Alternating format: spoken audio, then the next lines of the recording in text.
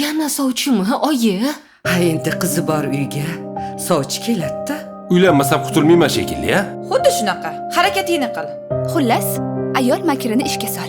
Dugonangizni telefon raqamini bera olasizmi? Nimaga?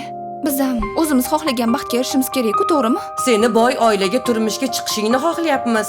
Baxt boylikda emas. Meni oyim turmushga bermoqchilar. Kimga? Bir badavlat insonga. Meni sevasiz-a? Sendek qizni sevmay bo'ladimi? Agar men orzu qilgan baxtni boshlanishi shunaqa bo'lsa, men oxirini tasavvur qila olmayman.